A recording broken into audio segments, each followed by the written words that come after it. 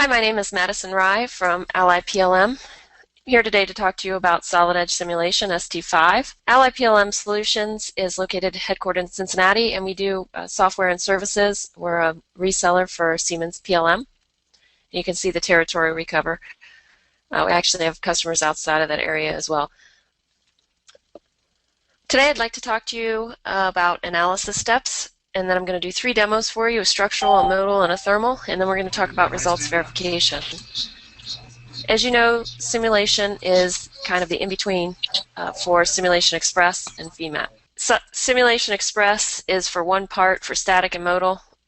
FEMAP will do just about anything you want it to do, and the in-between Solid Edge Simulation does statics, modal, buckling, and now thermal analysis, which is new with ST5, which we're going to talk about. In all simulation, you'll have problem description, which is very important, simplification, which is also very important, pre-processing, solving, post-processing, and results verification. And all those steps are critical in any FEA analysis that you're going to do. And this software is really for the design engineer. It's not meant to be used by a full-time analyst who's doing high-end work. That's more a product that FEMAP, you would use FEMAP for. There are many benefits of simulation. The best one is really its ease of use, and I think the other one is that it uses an Astran solver, which is the industry standard in solvers. There are a number of other ones, and we'll talk about that as we go along here. There are a number of new things with ST5. These things are included, but the big thing really is the thermal analysis, and we're going to show you an example today. So why don't I get on to it here? All right. I have the Solid Edge Simulation in ST5. We're adding functionality, which we're going to talk about as we go along here.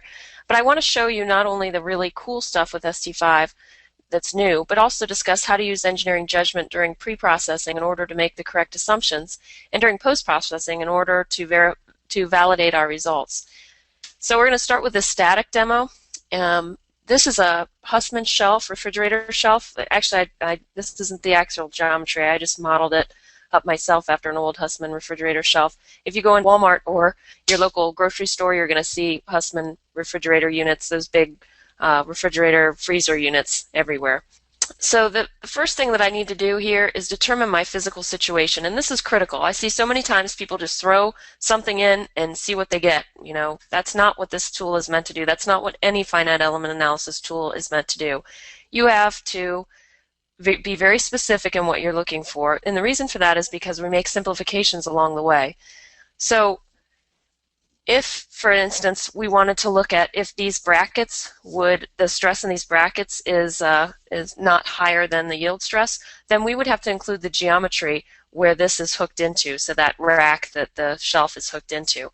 It's kind of like using zones in Solid Edge, where if you're looking at an area of interest, you want to draw a box around that area and make sure you include everything there, the loading, the constraints, and the geometry just as it is. Now, in this case, we've already done that analysis, and we're looking at a standard that tells us that the deflection at the end of this shelf can't exceed a 1/4 inch under 100 pound force of load. And that's about 6.35 millimeters and 444 newtons. So we're going to round it up to 500 newtons. So the end of the shelf here can't deflect more than about 6 millimeters. So our area of interest is here, and because our area of interest in here, there's a principle that says that we can make simplifications as long as they're not close to our area of interest. So we're going to say that we can simplify by not including this, what this is hooked into, which will greatly reduce our solve time.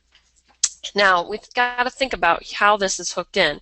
So if you think about it, it's kind of hooked into a receiver there, and these horizontal lines here, they can't move in this direction because it's hooked into the receiver, and same for over here. In addition to that, this shelf sits up against the back of a refrigerator, so you're going to see that these areas can't move in the Y direction. They can't move through the back of the refrigerator shelf, obviously. So those are the constraints we're going to do. So that's how we set up our problem. We have to understand exactly what our situation is, what our problem definition is, which in this case is the deflection here at the end of the shelf, and then what our simplifications are going to be. Now the next thing we need to do is take a look at simplifying the geometry. And the reason for this is because you guys have all seen a mesh. You know what it looks like. It's little triangles or squares all over this thing. The aspect ratio, which is in geometry check, and all that means is it's just a comparison of the length and the width of your element. And the element is just those little things in the mesh you see all over, the little triangles or rectangles. So the length to the width is the aspect ratio, and that should be around 1. You don't want to have a very distorted element or your results won't be good. So in order to get around these small features, those elements are going to have to be very small. Now for solid elements, it's a tetrahedral. It looks like a pyramid, and they have at all the vertices, where those at all the vertices, those are called nodes. Each node can move in x, y, and z. So it's got displacement in x, y, and z. We call those degrees of freedom. So if and then for a surface element, each node, and it looks like a rectangle. In this case, it's a quad 4 if you're familiar with Nastran, and it has degrees of freedom that are. It also includes the rotational degrees of freedom. So it can rotate around the x, rotate around the y, rotate around the z. So if you can imagine, if we had to get elements around these small features, we would have to have a very small element, which would drive up the number of elements, driving up the number of nodes, driving up the number of degrees of freedom, driving up our solve time. So that's why we want to simplify here. Solid Edge makes it very easy to do this. And what I'm going to do is I'm just going to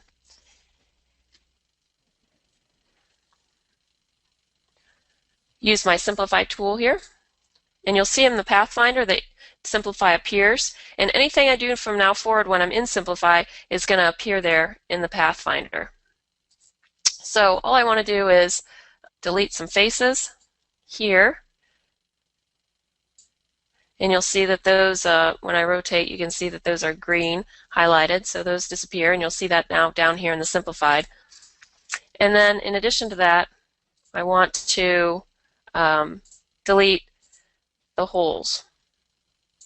And I can just fence select all the holes here, and you'll see those are green now, and I can just get rid of those. And it's really as easy as that. Now the other thing I want to do, and I zoom in here, you can see the thickness. This is a sheet metal part. It's a 16 gauge stainless steel, so it's about 1.5 millimeters. And when I was talking about the elements and having a lot of elements, it's the same thing going through the thickness here. If I had to use a tetrahedral element, since they have degrees of freedom that are only translational, meaning that it's only x, y, and z displacement, I don't have the rotational degrees of freedom. If I had to get, if I want to capture the bending, I have to get 2 or 3 through the thickness. And you always hear that rule of thumb. You want to have 2 or 3 tetrahedrals through a thickness of some part. Well, if I had to get 2 or 3 and keep the aspect ratio okay through that thickness there, I'm going to have very tiny elements. I'm going to have a whole lot of elements driving up my solve time, which is exactly why we have the surface element. Surface element is not a 2D element. People always say that because it's represented by a surface, but the reason for that is because you only use 1 through the thickness, because it does have the rotational degrees of freedom. So you apply it to a surface, but it extracts the thickness from your part model. From the Solid Edge does that for you. So here I need a mid-surface to apply my surface elements. So I want to use my mid-surface tool. Since I'm in Simplify already, I could do this in the assembly because we have new geometry tools in the assembly. You'll see my mid-surface there. It's just as easy as that. Here I have simulation geometry where I could do the mid-surface here, but since I was already in Simplify, I'm just going to do that there. Now the other thing, I want to go into the bracket here, and I want to do the same thing. I want to get rid of some of those holes so I don't have to have too many elements there. And I can just highlight, delete those. And that looks good.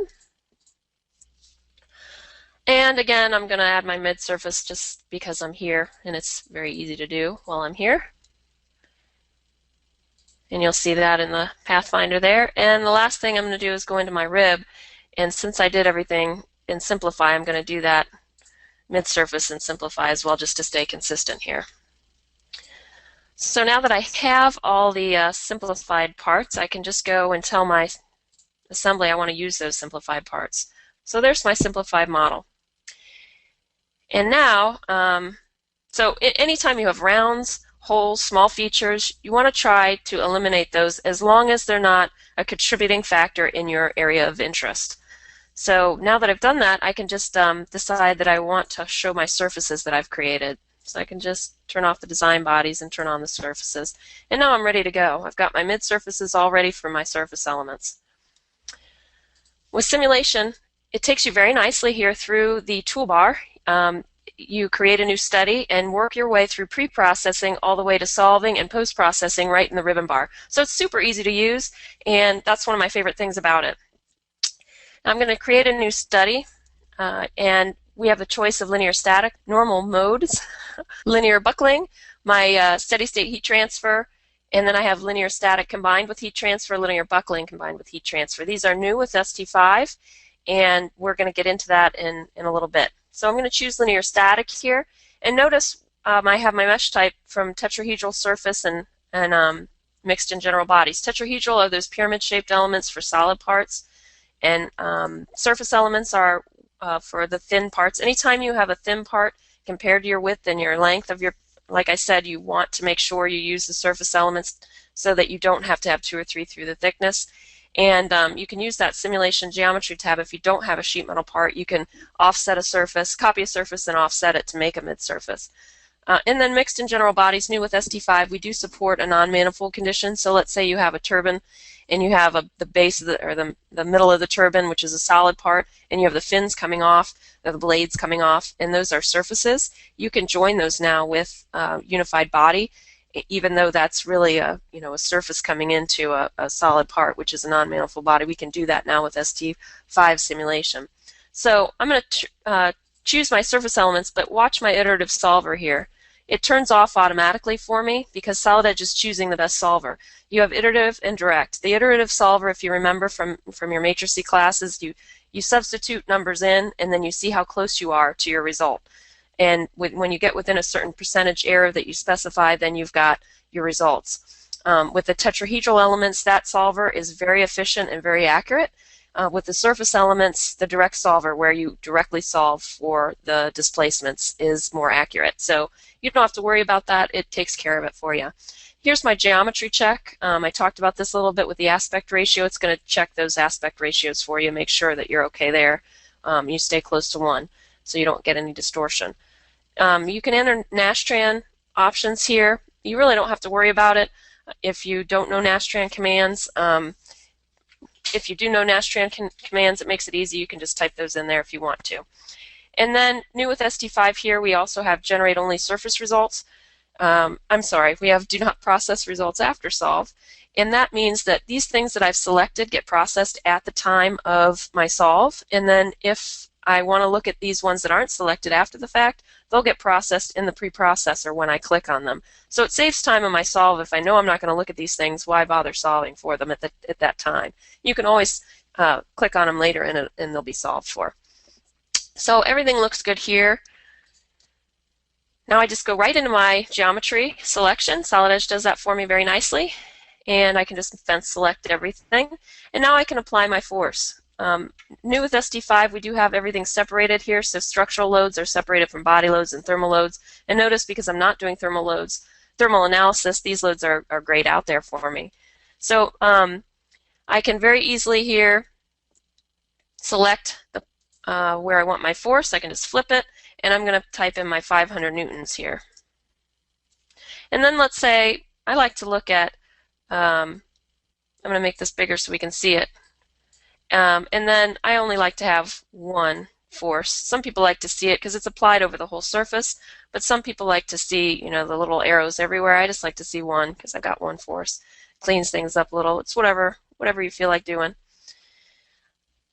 So now that I've applied my loads, I can move right on to my next step, and you can see how easy it is just to follow the ribbon bar into my constraints. So we talked about what we needed to do, and I love this user-defined constraint because I love to be in control of everything. I want to control exactly what degrees of freedom I constrain. And so with the user-defined, I can do that. So I'm going to pick the surfaces we talked about that are constrained in the z direction here. And you'll notice I get this nice little triad. And you'll see with surface elements I have 6 degrees of freedom here. I have the rotational degrees of freedom, and then I have the z, y, x translational degrees of freedom. So all I have to do is click on that z, and you'll see that it's gone from all my triads now. And what do you know? That's as easy as that. And I'm going to do that again. And I'm going to select these two surfaces here that are constrained in the y, and it's just as easy as that to make them constrained in the y. So that means that those nodes that are on this surface here are not going to move in the y direction. Their displacement in y is going to be equal to 0. Similarly, these are going to be, their displacement in the z is going to be equal to 0. Now, to make the solver happy, what I need to do is constrain in my last direction. And since I'm not loaded in this direction, it's really not going to matter. Move the triad off here so I can see it. But I'm going to constrain them in the x direction. It's not going to change my results, but I do need to make sure that I'm constrained in all my directions. And you'll notice my my scarlet and gray, my Buckeyes. I have to work that in. The Ohio State University where I graduated from, and my Buckeyes. No accident there, but you can change these to whatever colors you want. Now I'm going to do my connectors. I move on to my next group, and my sheet metal shelf is welded at all 4 corners. So what I need to do, and let me just zoom in here so that I can show you that this is not really an edge connection. You can see it's more like a T connection there because I would get a nice weld bead in here. I overhang this surface out a little bit so that I can get a nice weld bead in there. So if I had an edge connection, what I would do, and I guess I should explain that because these are mid surfaces, my part was originally 1.5 millimeters thick.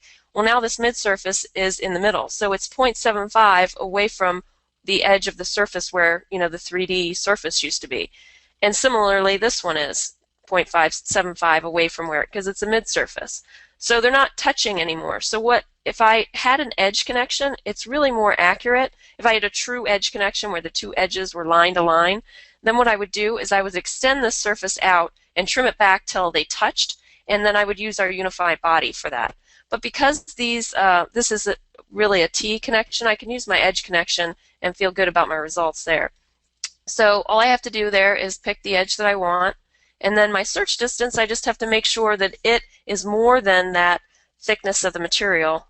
So I'm going to make it 2 millimeters there to cover the gap between them. And that's why Solid Edge makes it nice. I don't have to extend this out now because I have that edge connection. And there, it's as easy as that to do. And now I can come over and I'm going to turn off my loads and constraints here just so I can see this a little better.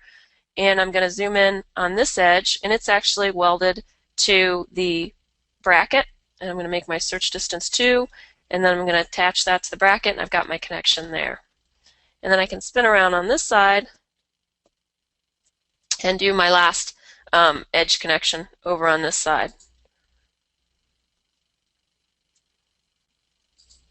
I'm sorry, my second to last edge connection. So I want to make sure my search distance is right, and then my edge connection is there. And then here is my last one. I was getting ahead of myself there. Now I just want to make sure I get the right edge, make my search distance, and I'm good with my edge connection there. So I've got all my edge connections done. Now what I want to do is I want to take a look at these ribs are connected to the bracket here with an edge connection as well. So what I want to do there, I'm going to turn off so I can select.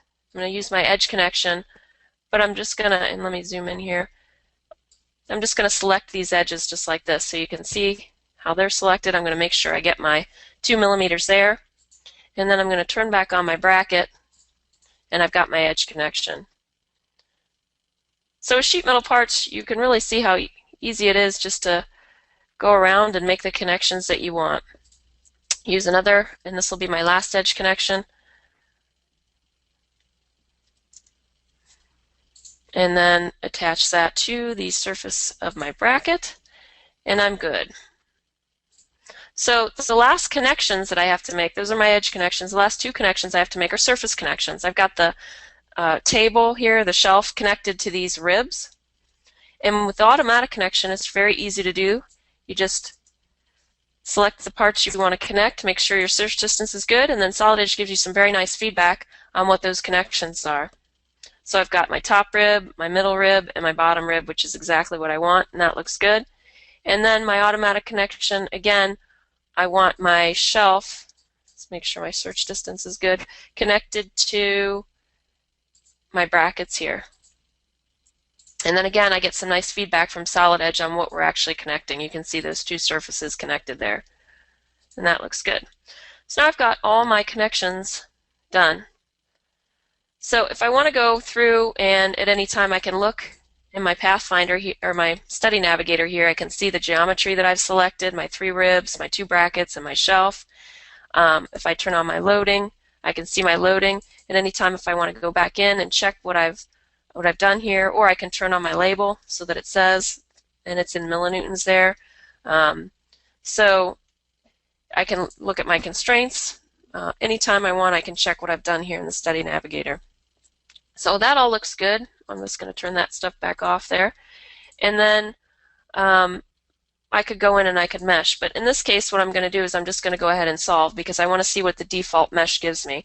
And the reason that I want to do that is because I've made a bunch of assumptions here. I've made assumptions in how I've loaded the edges here, because in true life, really, I could not constrain an edge perfectly that exact point in the y direction. I could not do that in real life. So I'm making an assumption there by doing that. And because stress is equal to the force over the area, when I make the area extremely small by making it an edge or a point, the stress gets infinitesimally high. I mean, it gets extremely high, and we call that a singularity. And we know, because you can see it here, there's high stress around where I applied those constraints. And we know that this is not our area of concern, so we're not going to look at that. This is our area of concern. The principle says that the stress and the displacement in this area will be valid because, we just can't look at it in this area. I hope that makes sense. When you're thinking about what your area of concern is, you want to make sure that the everything in your area of concern is included. So we're not going to say 51 is our maximum here. We're going to say the stress in this area is low enough, in the 5 to 10 range here, that it does not exceed our yield stress. And you'll see it's actually way under our yield stress. So I've made some assumptions around that. I've made some assumptions in my loading. I've made some assumptions in my material because I didn't go out and tensile test or compression test and get my exact material properties. I used handbook values. But all these assumptions up to this point are good because, like I said, we're very careful about our area of concern, and we know that steel properties are generally consistent, and the modulus is very consistent. So we're okay there up to this point. Now, my other thing is I've got to worry about my mesh because I'm using a mesh instead of the actual geometry, and I've got these little squares now trying to simulate or model curved surfaces. So the smaller mesh I have, the more accurate my mesh is. But that drives up my solve time. So what I need to do is figure out where it's valid. Where is that trade-off? So that's what I'm going to do. Let's take a look at displacement here. We got under a millimeter, so we've got 0.888 millimeters. So what I would do is I would just go in and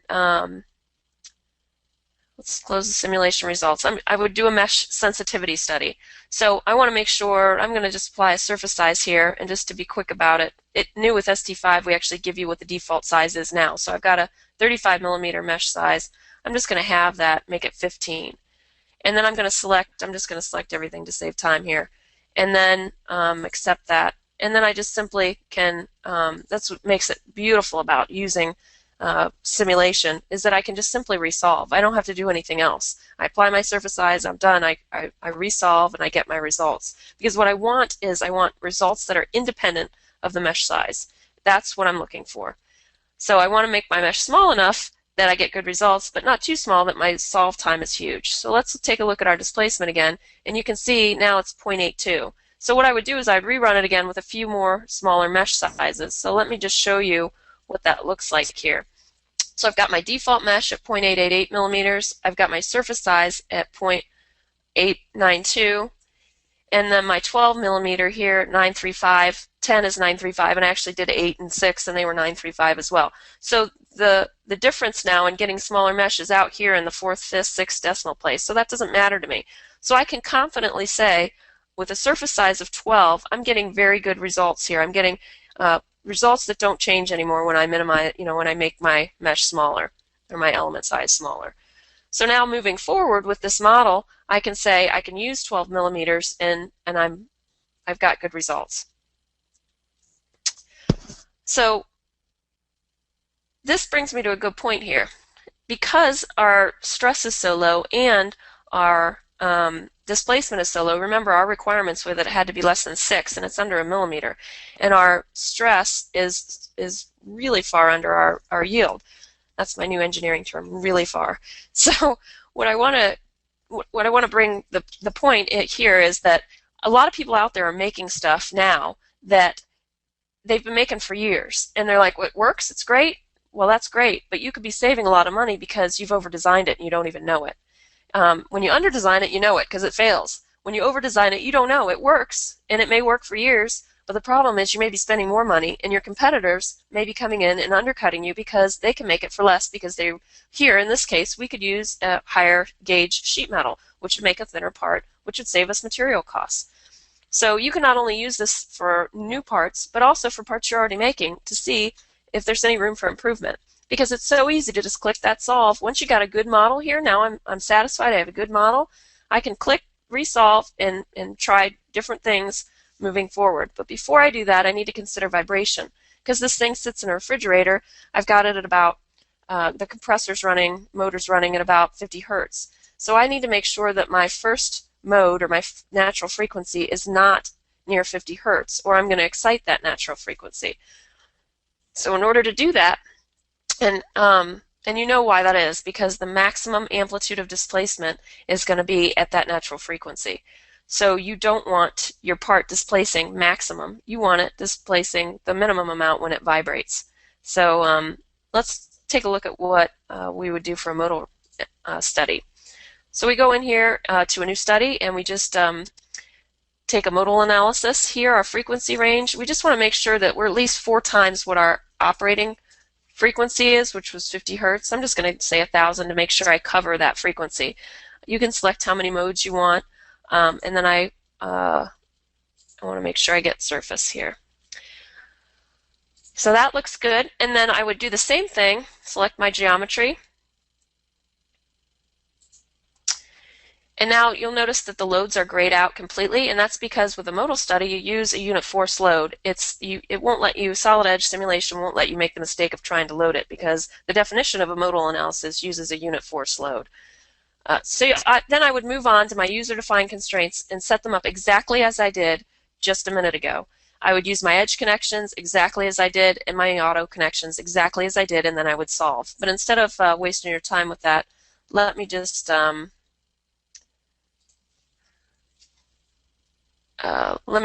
go into the modal results so that you can see them, because I don't want to solve and resolve. And notice I use that 12 millimeter because that's my good model. I know I have good results there. So when I look at my results here, I can see that my first mode is about 42 hertz. Well, that's a problem because I got 50 hertz as my excitation frequency. So now I've got something very close to that. It's going to excite that natural frequency. Well, when it does, let's use our animate tool and we'll see how it moves. This is really critical that you understand not just what the natural frequency is, but what is that mode shape, because that's how we're going to fix this. We want to increase this natural frequency. Now, frequency is dependent on mass and stiffness. If you increase the stiffness, you're going to increase the natural frequency. Unfortunately, with increasing the stiffness, usually you're increasing the mass. When you increase the mass, you lower the natural frequency. So in this case, I've got this thing wagging in this direction here, meaning my stiffness in this direction is not high enough. If I want to make that natural frequency higher, I've got to increase the stiffness in this direction. So you might say, well, let me just take these ribs and move them and make them go this way instead of across like this. So if I made them go the long way, now I've got a problem. I would rerun this and I would see probably a very similar frequency, but it would be wagging in this direction because I would be missing the stiffness in this direction. So here is where your engineering comes into play. You've got to understand how this thing's moving so that you can figure out how to fix it. So I need to increase stiffness here without increasing mass too much. And the beauty here again is that I can play around and resolve it so fast that I can really hone in on a good design. Now again, if I wanted to, I could go in here and create a report if I wanted to, and this thing just amazes me. that this happens so fast, but and I didn't turn off my animate tool, so now I think it took a little longer than normal. But anyway, in one click of a button, I've got all my study property, my geometry, my material properties. I've got everything I need, including all my pictures, so that I don't have to do that myself. I used to spend a lot of time cutting and pasting. This is just beautiful. It looks way better than I would ever put together too. So it tells you where the model is. It tells you everything that you've done to the model, all your connections, so you could recreate this if you had to, and it also gives you your pictures. And that's fantastic to show to your customers. So what I did then is let me just close these results here, and I want to show you some of the designs that I went through. So I took a look at that. I needed to increase the stiffness, and what I did was I went through about 4 different designs, and what I came up with was a way to increase the stiffness without increasing the mass. And the way I did that is I had to find a way to constrain this without increasing the mass too much. So what I did is I added another bracket there, because now it's constrained. So now it's stiffer here because it's constrained here in the middle. And I didn't increase the mass too much, and I actually went to a 20 gauge sheet metal, which means my part is now considerably thinner. My parts are now considerably thinner than they were, so I'm saving in material costs. And if we take a look at this mode, you can see now that the mode is up at 100. So I was able to do that. And then I can see it's still that wagging direction, but now it's up at 100 because I've managed to increase the stiffness here by constraining it here. If I'd added another rib here, it would have increased the mass without increasing the stiffness enough. So I needed to constrain it here, and that's what I found through doing the study. So that's really how you get to a good design using this product. Okay. So now what I want to do is I'm just going to close out these models, and I'm going to move on to my thermal analysis. So have you guys ever been changing your brakes after you just got your brake pads? You went out, bought your brake pads, came home, tried to change your brakes, and felt how hot those rotors are. They get steaming hot. So I've got this 97 pickup truck. It's a Dodge. I love it. It's great. Now it does have some issues. The defrost doesn't work at all. But it's a great truck. I don't make a payment on it, and it keeps on running. Now, what I want to know is how hot are those rotors getting? So what I'm going to do is go to my thermal analysis.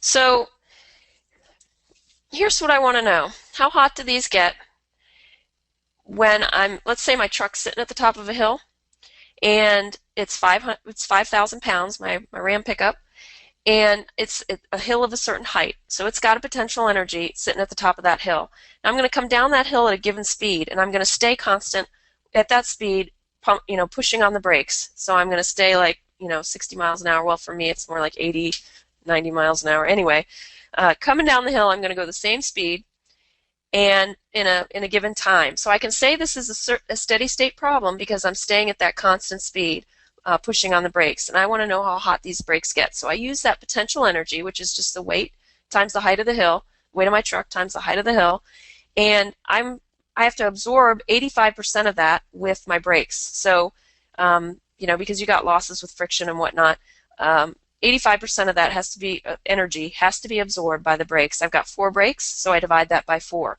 I got a spreadsheet, I calculate that out, I get about 2,400 watts. So this brake has to absorb 2,400 watts of energy, and I want to see how hot it's going to get. This brake cannot exceed 400 Celsius, and the thermal expansion can't exceed 3 millimeters because I've got a design envelope it's got to fit in. So I just want to turn off what I don't need. I'm going to stick with the hub that's in the middle here and the rotor. And I'm going to start a new study, and it's going to be linear static and heat transfer. I'm going to pick the tetrahedral element, solid element. I've got kind of a solid part here, and I want to generate all the results, not just the surface results. Then I can select my geometry. I just fence select. And now I can apply my loads. And you can see I've got new with ST5, I've got thermal loading, I've got a heat flux, a heat generation, convection, and radiation. Now I'm going to talk about all of these in detail when I get solving. It's going to take a minute to solve here, so I just want to use that time to discuss this. So I'm going to apply my 2400 watts. I've got a new total load option, so I can apply it to both surfaces. And 2400 watts. And then I want to make this a little bigger so you can see it. And there it is, 2400 watts heat flux, which is just the energy in. That's where the brake pads go on those surfaces. Now the other surfaces see airflow, so I'm going to put a convection on all those surfaces except for the surfaces where I have my heat flux. So I'm just going to select off of those. And then my film coefficient, which I'll talk about in a minute, I'm going to put at 50, and my ambient I'm going to leave at 20°C, which is about 68 degrees. And again, I'm going to make these a little bit bigger so we can see them. So that's what my problem looks like. All I have is the heat flux here, and then I have my convection on the rest of the surfaces. Now what I have to do is go to my constraints. So let me just turn off that loading here, and I'm going to fix where this is attached to the axle.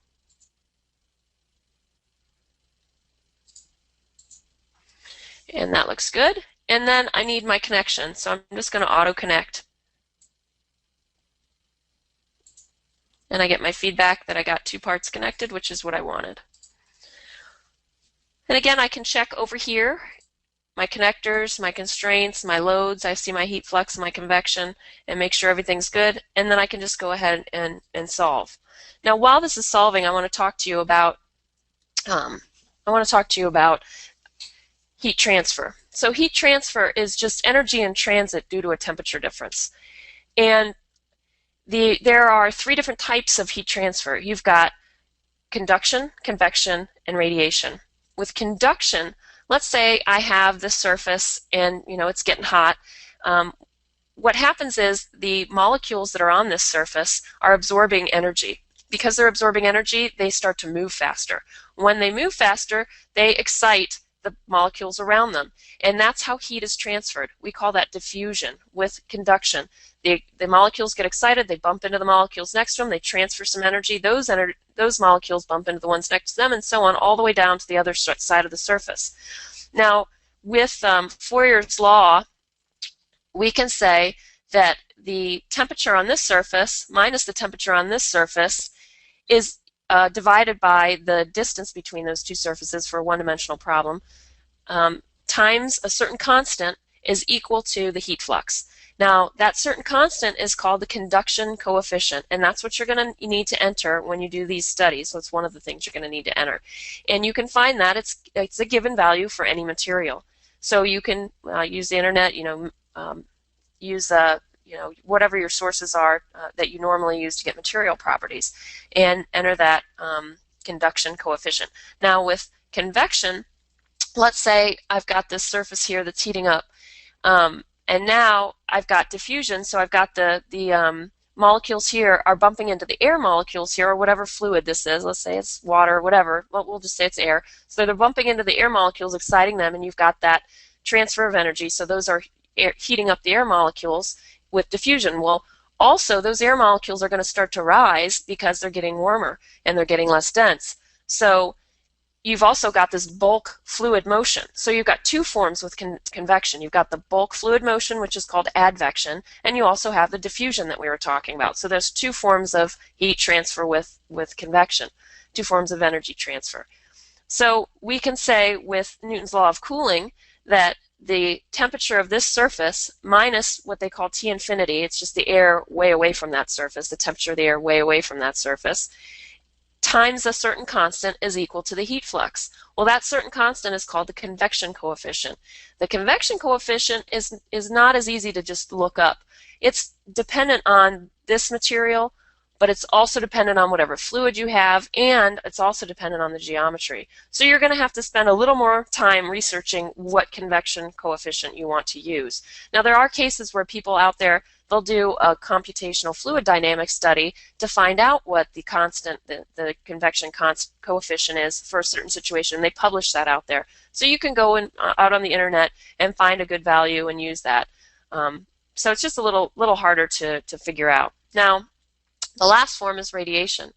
So with radiation, you've all stood out there in the sun. It's just electromagnetic waves carrying photons, so you don't need a medium for them to transfer through. And you've got Stefan-Boltzmann's constant, which says that the surface to the fourth power times the Stefan-Boltzmann constant.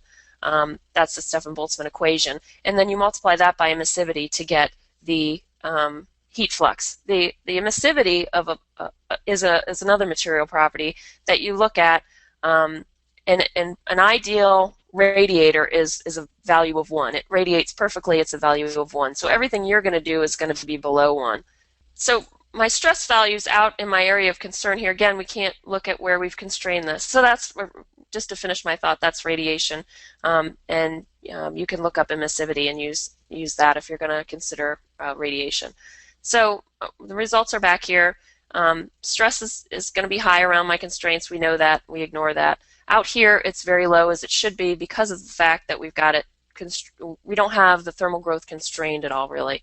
So I want to take a look at what my temperature is, and you're going to see that it's about 392 degrees Celsius. So it's just under my my 400, which makes me a little bit uncomfortable because it's so close up against there. Now my stress is pretty low, but I still have got that temperature, you know, up there. Now let's look at my displacement. If I take a look at my displacement, I'm under 0.5 millimeter. So that's good. I've met my 3 millimeter requirement there very easily. But let's say I wanted to make some design changes because I'm kind of up close against that. So what I'm going to do here is I'm just going to make a couple changes to see if I can bring that temperature down.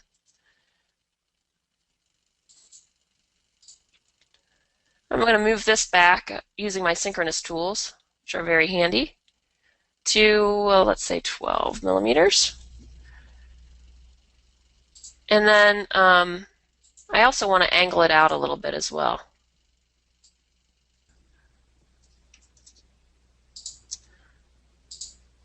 And I want to do that about 12 degrees as well.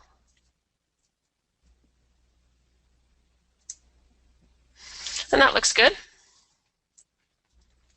And then the last thing I want to do, I'm going to zoom around here to find my dimension. There it is. In new with ST5, I want to make this thicker. New with ST5, we can move both sides at the same time, selecting this middle button here, and you'll see how that keeps things symmetric. So I made that a little bit thicker. And really that's all I wanted to do with my changes.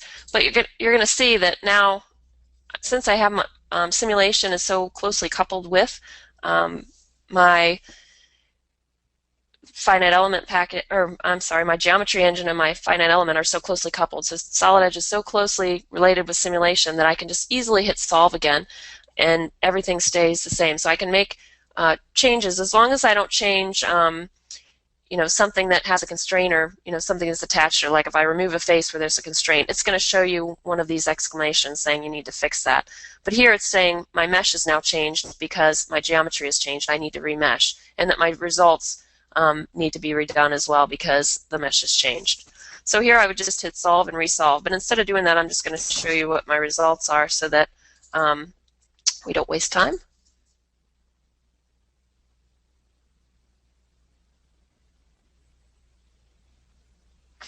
And you can see now that I've got about 372 degrees, so I've brought it down 20 degrees, and I'm a little bit under now my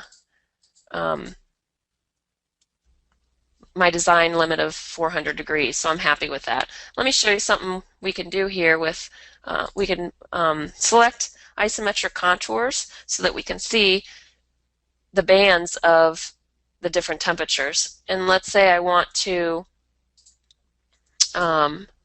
change how many levels I have there. So let's say I want to make it 24. I can make 24 levels so that you can see now in the color bar I have 24 different. And then I also, which is really helpful I think, I can do a dynamic where I can just scroll through and see the bands of color one at a time, or I can just type in, I want to see where it's 200 degrees.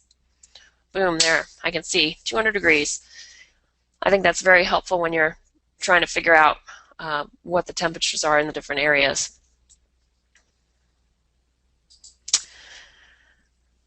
All right, so really that's what I wanted to show you with solid edge simulation. I want to make sure I drive home that you use this early in the design process, because I showed you how easy it is. You can rerun stuff. Once you get a good model, you can just hit solve after your changes are made and rerun it and see what the difference is, because you can easily use this tool to compare different models once you have a good model. I mean, that's a great use of solid edge simulation. And you can also reduce your physical prototypes, so you don't have to make all these things. You can just go ahead and run these models and see, narrow in on 2 or 3 that you like, or just one and make one. And then you want to carefully consider your simplifications. Like I said, you want to make sure that you have a specific area that you're targeting, and everything in that area, draw a box around it, and everything needs to be included. And then validate your results. Get a good model working, and then make your changes and compare. Thank you very much for your time today. If you have any questions, feel free to contact me. I had my contact information up at the front. Here it is right here. Here's my email address if you need to contact me. I'd be happy to answer any questions. Thanks again.